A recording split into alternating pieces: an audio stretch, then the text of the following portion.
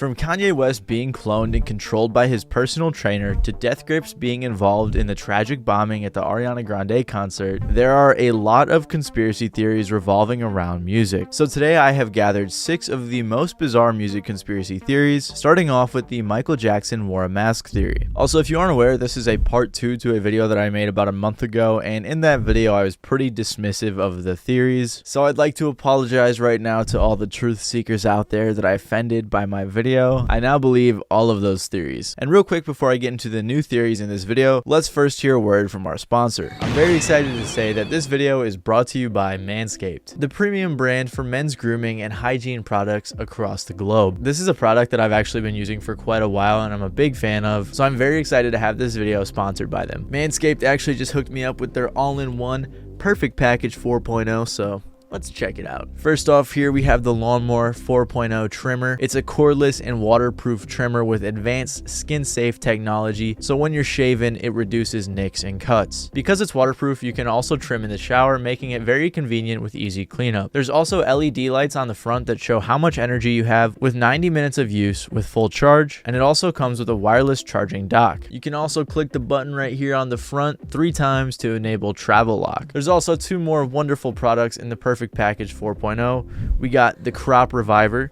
and the Crop Preserver. The Crop Preserver is a ball deodorant and the Crop Reviver is a ball toner spray. You can put a little Crop Preserver on after you shower to make sure you're smelling good throughout the day, and you can use the Crop Reviver whenever you're on the go. Manscaped also has a disposable shaving mat called the Magic Mat, which is actually pretty funny and really creative. For a limited time, you can get all of this great stuff and 2 free gifts: the Shed travel bag and the Manscaped anti-chafing boxers. And also the travel bag looks very nice. I'm thinking about taking a trip just so I can use the travel bag. So go to manscaped.com right now and use code MattyB for 20% off, free international shipping, and 2 free gifts. So check out the link in the description or the pinned comment and use code MattyB and you'll get all those cool perks. Anyways, back to the video.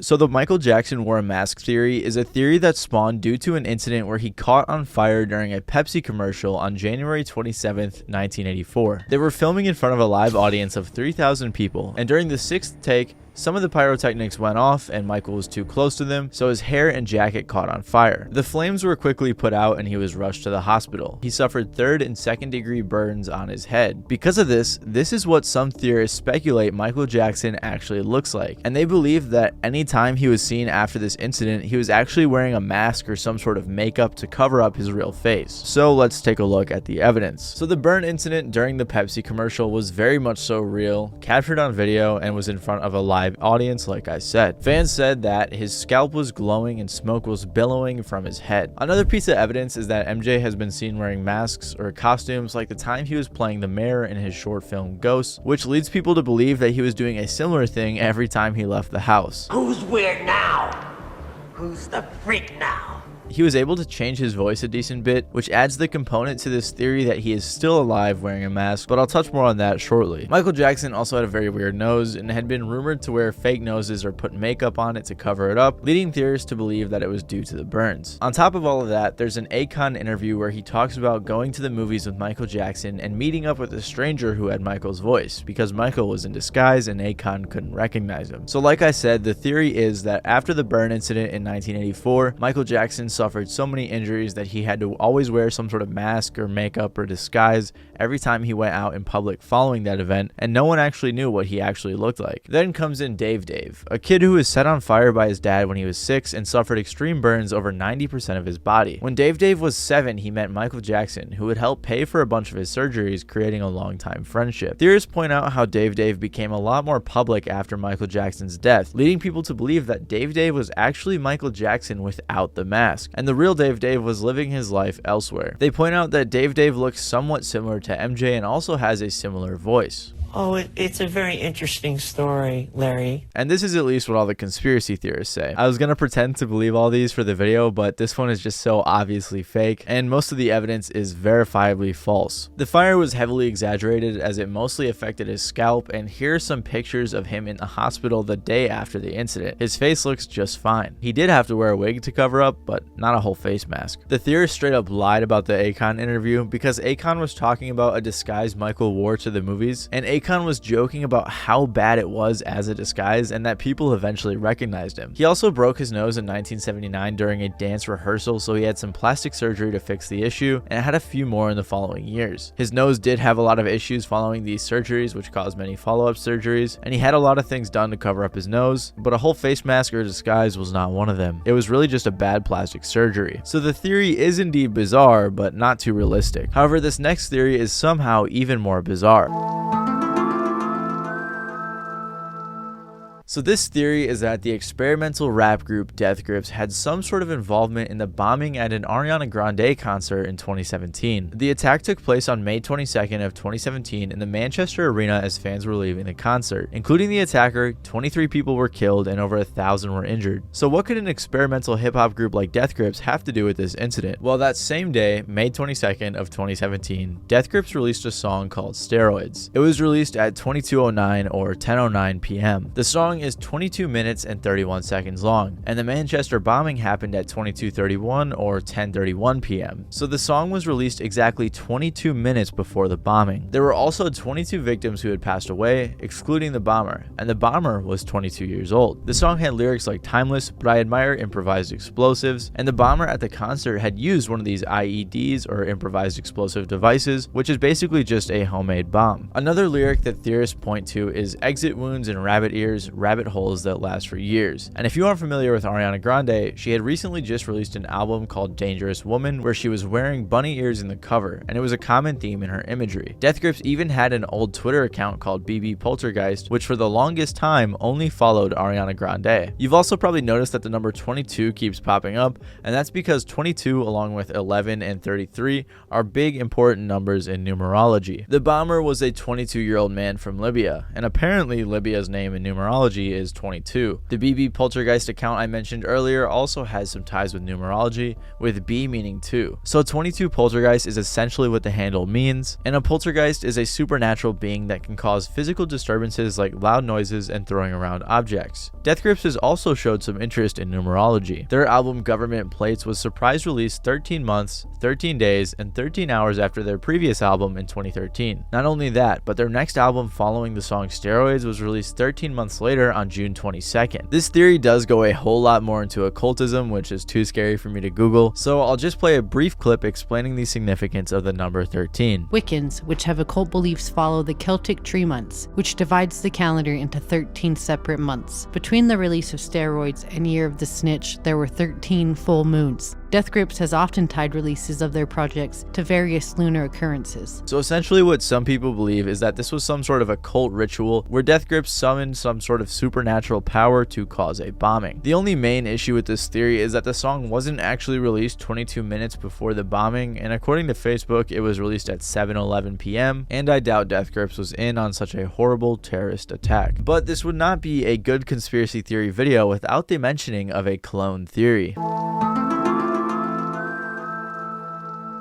I'd like to thank Internet Anarchist for bringing this theory to my attention, as he made a great video on the topic. But anyways, people speculate that Kanye West was actually cloned and that there are two Kanyes that we have been seeing over the past years. This is a theory that began in 2016 after Kanye had gone on various rants about Trump, Jay-Z, and many others during his St. Pablo tour. He was barely performing any actual music, leaving many fans upset. Following these viral rants, he was at his personal trainer Harley Pasternak's house when the police were called because Kanye was acting erratically. Police got there and he was taken to the UCLA Medical Center. He was then diagnosed with bipolar disorder, given meds, and canceled the rest of his tour. People took note of how Kanye looked like a shell of himself in photos following the incident. After this, he was working on an album called TurboGrafx X16, and a song from that album called UCLA was leaked. Some speculate that it was even recorded in the UCLA hospital, but I can't find any evidence for that. However, the song did have some eerie lyrics like "Welcome to UCLA, tell me how UCLA, I'm going cray," and "Take your meds, yay, go to bed, yay, get out of your head, yay, did you hear what I said, yay, I didn't say that." Really weird and eerie song. And then if you fast forward a few years, this theory pops up once more after Kanye's recent controversies. If you didn't know, Kanye made many comments about Jewish people that led to him losing partnerships and business with almost every company and brand he was working with. Following these incidents, an interview with actor Orlando Brown was released where he said this. You guys actually realize like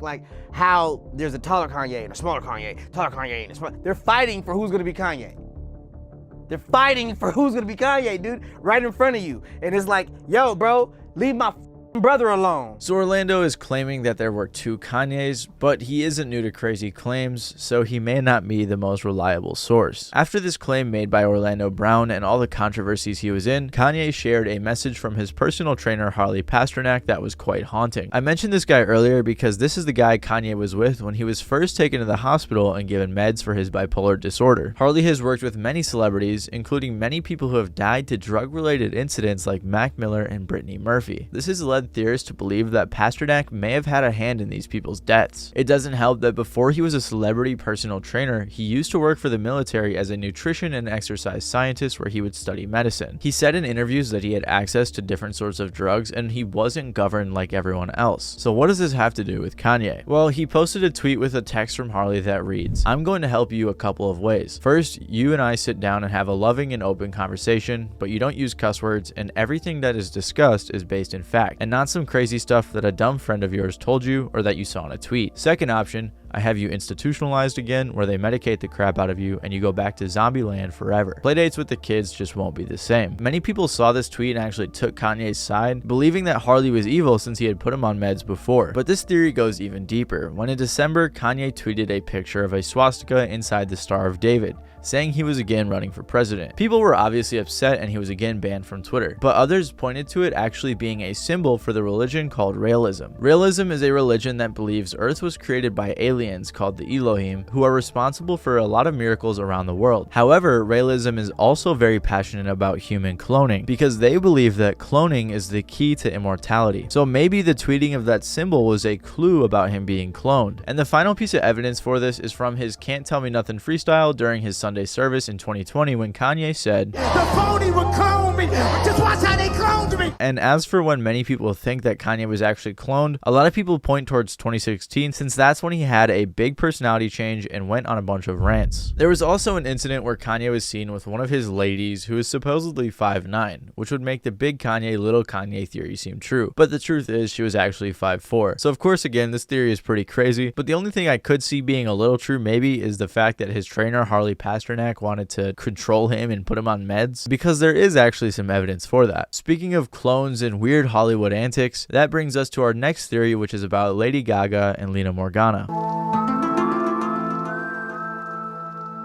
People believe that Lady Gaga was in some way responsible for the death of Lina Morgana, another artist who Lady Gaga knew personally and had a very similar style. So theorists believe that Lady Gaga caused her death and then took her place in the music industry. This theory does run very deep, and I'm just going to cover the key points, so let's check it out. So Lina Morgana is an artist who had been releasing music for a while, and then around 2006 she began working with a guy by the name of Rob Fusari. She also had a publishing deal with Sony. Not much else is known about her music career other than the fact that she was on the rise. Her MySpace page was getting a bunch of attention, her music had been on the radio, and she was also featured in a couple of TV shows. Then in 2007, Rob picked up another artist to help Lina with her music. And can you guess who that artist was? That's right, it was Lady Gaga. Originally, Lady Gaga was brought in to help Lina with her songwriting and background vocals, and apparently they made around 12 songs together. None of them were released, however one song called Wonderland by Lina with Lady Gaga's background vocals has been leaked. After working together for about a year, on October 4th of 2008, an article was published that said, a woman believed to be in her 20s or 30s jumped from the roof of the Staten Island Hotel in Grandeville this morning, and as it would eventually turn out, the unnamed woman was 19-year-old Lina Morgana. Fans were in the dark for a while since she wasn't named until Lina's family released an official statement. Meanwhile, Lady Gaga was blowing up as a solo artist rather than a writer in the background. We aren't sure when exactly this theory spawned, but it definitely gained some attention after Lina Morgana's mom reached out to TMZ basically telling them that Lady Gaga had stole her daughter's swag, and she wanted to bring recognition to her daughter. She also sent a video that compared the similarities between the two stylistically. They had very similar outfits, similar makeup,